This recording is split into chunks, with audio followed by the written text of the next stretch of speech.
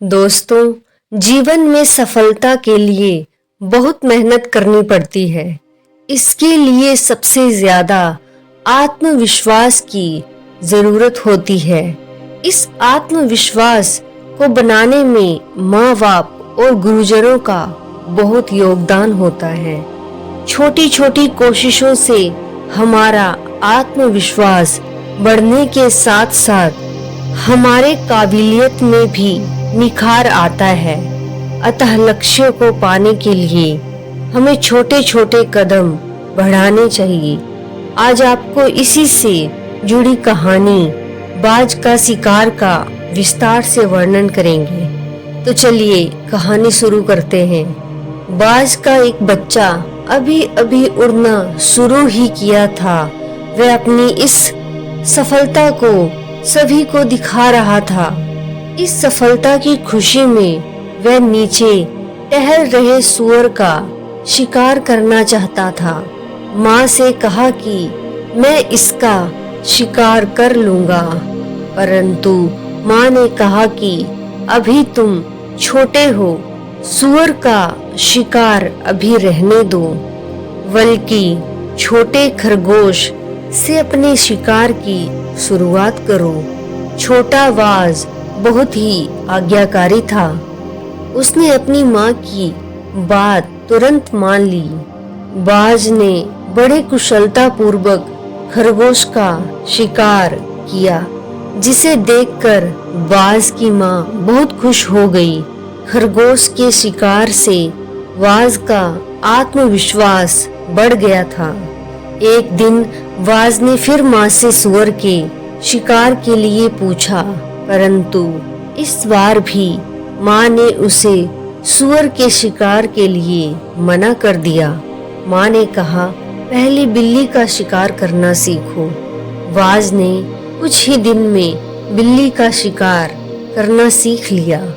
कुछ दिन बाद बाज ने माँ से फिर सूअर का शिकार करने के लिए पूछा, परंतु इस बार भी माँ ने शिकार करने से मना कर दिया। माँ ने कहा, पहले मेमने का शिकार करना सीख लो। हर बार की तरह फिर उसने माँ की बात मान ली और कुछ ही दिन में मेमने के शिकार में पारंगत हो गया था। एक दिन बाज अपनी शिकारी निगाह से सूअर को देख रहा था। तभी माँ ने उसकी तरफ देखा और मुस्कुराते हुए शिकार का इशारा कर दिया। बाज ने सूअर की तरफ तेजी से झपटा मारा और थोड़ी मशक्कत के बाद सूअर का शिकार कर लिया, जिससे उसकी माँ काफी खुश हुई।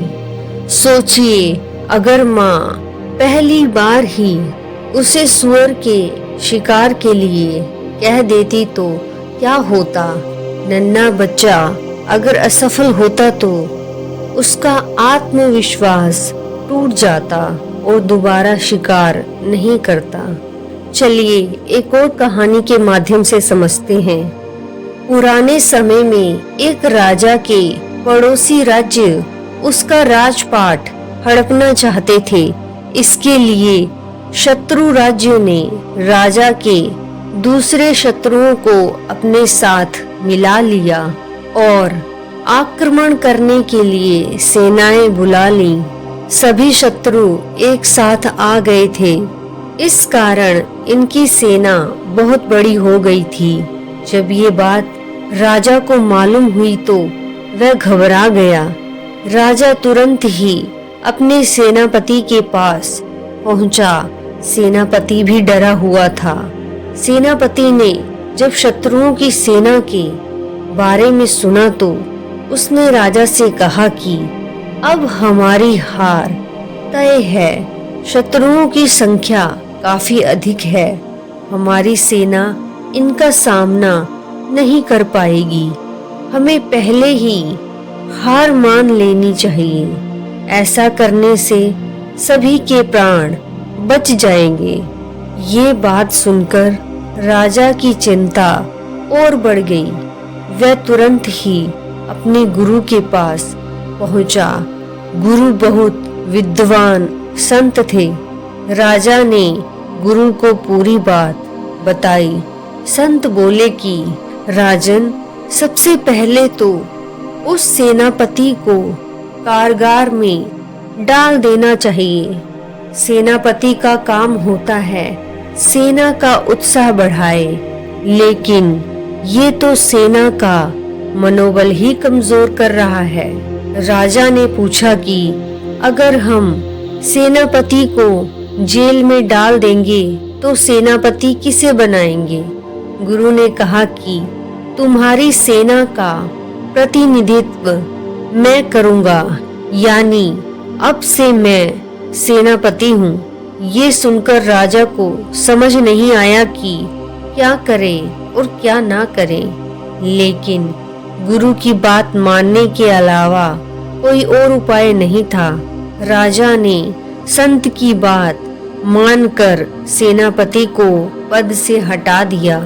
संत सेना के सामने पहुंचे और सेना को लेकर युद्ध लड़ने के लिए चल दिए। रास्ते में एक मंदिर आया तो संत ने कहा कि कुछ देर रुको, मैं भगवान से पूछकर आता हूँ हमें इस युद्ध में जीत मिलेगी या नहीं। ये बात सुनकर सेना हैरान थी कि पत्थर की मूर्ति भला कैसे जवाब देगी, लेकिन संत के बारे में सभी जानते थे कि ये वर्षों से पूजा पाठ कर रहे हैं, तो संभव है कि भगवान से इनकी बातचीत होती होगी। कुछ देर बाद संत वापिस आए और उन्होंने सेना से कहा कि भगवान ने कहा है अगर आज रात मंदिर में रोशनी दिखाई दे तो समझ लेना कि जीत तुम्हारी सेना की होगी। उस समय शाम होने वाली थी। पूरी सेना रात होने की प्रतीक्षा करने लगी। जब अंधेरा होने लगा तो सभी सैनिकों ने देखा कि मंदिर में रोशनी हो रही है। ये देखते ही पूरी सेना का मनोबल बढ़ गया और सभी कहने लगे कि भगवान भी हमारे साथ हैं, जीत हमारी ही होगी। अगले दिन पूरे मनोबल के साथ सेना शत्रुओं पर टूट पड़ी। कुछ ही दिनों में शत्रुओं की सेना की हालत बहुत ज्यादा खराब हो गई।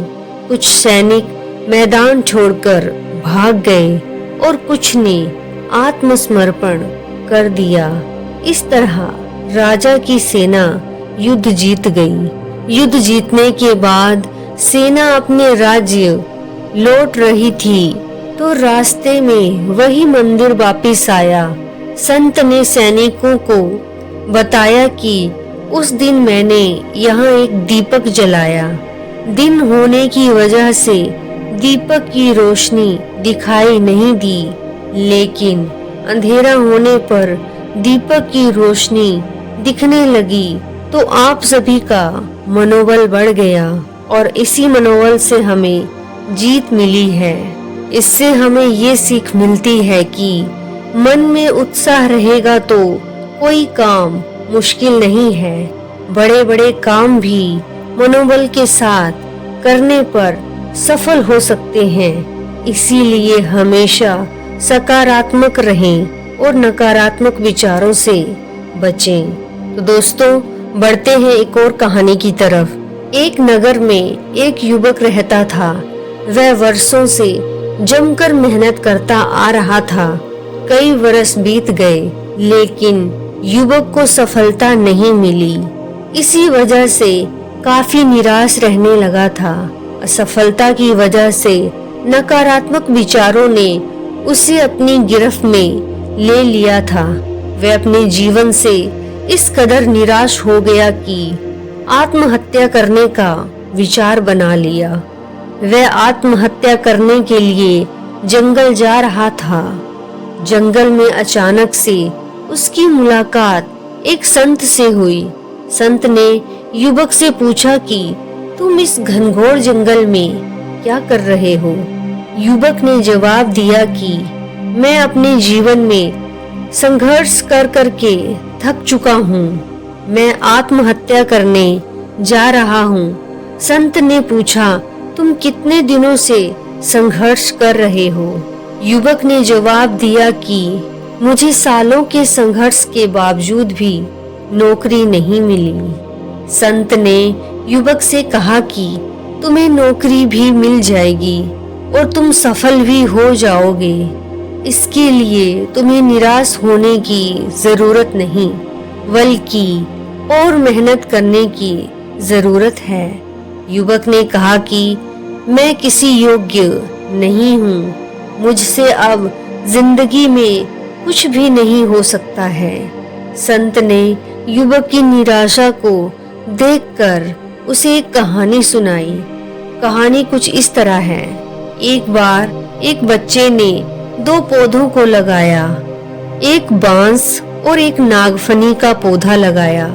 नागफनी में जल्द ही पत्तियां आ गईं, लेकिन 1 साल गुजर जाने के बाद भी बांस में कुछ नहीं हुआ। नागफनी का पौधा अब बहुत बढ़ गया था। बच्चे को बांस का पौधा देखकर निराशा हुई। तीसरे और चौथे साल भी बांस के पौधे में कुछ नहीं हुआ। अब बच्चा पूरी तरह से निराश हो गया।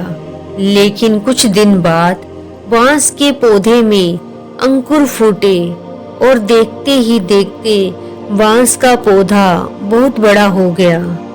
बांस के पेड़ को अपनी जड़ों को मजबूत करने में 4 से 5 साल लग गए।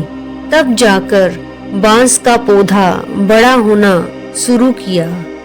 संत ने युवक से कहा कि अभी आपके संघर्ष का समय है, पहले अपनी जड़ों को मजबूत बनाओ, फिर देखो परिणाम क्या होगा।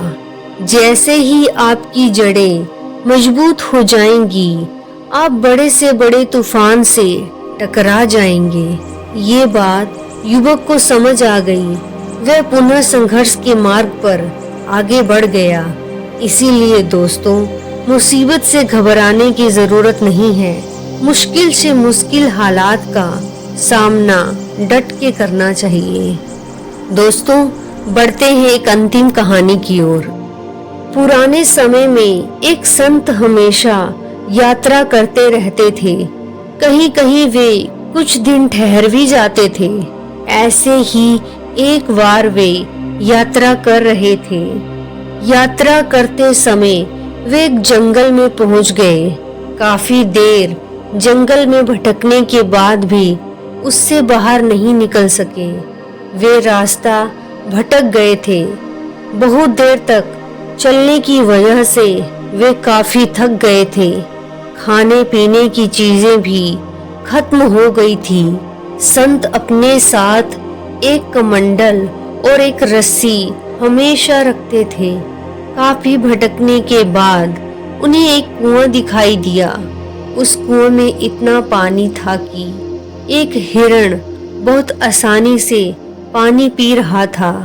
संत को प्यास लग रही थी तो वे भी कुएं की ओर चल दिए। जब वे कुएं के पास पहुंचे तो पानी अचानक नीचे पहुंच गया। ये देखकर संत हैरान थे। उन्होंने इधर उधर देखा, लेकिन वहां कोई नहीं था। ये देखकर उनकी प्यास खत्म हो गई थी। तभी वहां आवाज आई कि हिरण तो एक पशु है, इस वजह से उसके लिए हमने पानी ऊपर कर दिया था, लेकिन तुम्हारे पास तो कमंडल और रस्सी है, तुम उससे पानी भरो। ये सुनकर संत को गुस्सा आ गया। उन्होंने कमंडल और रस्सी को वहीं छोड़ दिया और आगे बढ़ गए। तभी वहां आवाज आई कि कहाँ जा रहे हो? हम तो तुम्हारी परीक्षा ले रहे थे, तुम अब पानी पी सकते हो। तुमने कमंडल और रस्सी का भी मोह छोड़ दिया और आगे बढ़ गए। इसका मतलब यही है कि तुम्हें खुद पर भरोसा है। तुम इन चीजों के बिना भी जी सकते हो। यही आत्मविश्वास तुम्हारी सबसे बड़ी ताकत है। ये बात सुनकर संत को कुछ समझ नहीं आया, लेकिन अब उनका खुद पर विश्वास और अधिक बढ़ गया था। दोस्तों, जब इंसान अपने आप पर विश्वास करना सीख जाता है, तब वह दुनिया की किसी भी चुनौती का सामना कर सकता है। आत्मविश्वास का दीपक अंधेरे में राह दिखाने वाला एक उजाला है। जिस दिन तुम्हें ये समझ आ जाए कि तुम्हारे अंदर ही तुम्हारे सारे उत्तर हैं, उस दिन तुम आजाद हो जाते हो। जैसे बुद्ध ने कहा था, आप ही अपने दीपक बनो।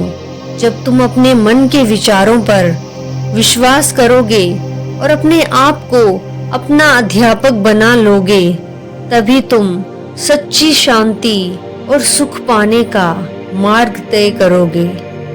तो दोस्तों, उम्मीद करती हूँ कि इन कहानियों के माध्यम से आपको बहुत कुछ सीखने को मिला होगा, और यदि मिला हो तो एक लाइक जरूर कीजिएगा और अपने प्रियजनों के साथ भी इस वीडियो को जरूर शेयर कीजिएगा। और इसी तरह की मोटिवेशनल वीडियो को देखने के लिए हमारे इस चैनल को जरूर सब्सक्राइब कर लीजिएगा। वीडियो में अंत तक बने रहने के लिए आपका धन्यवाद। आपका हर दिन मंगलमय हो। नमो बुद्धाय।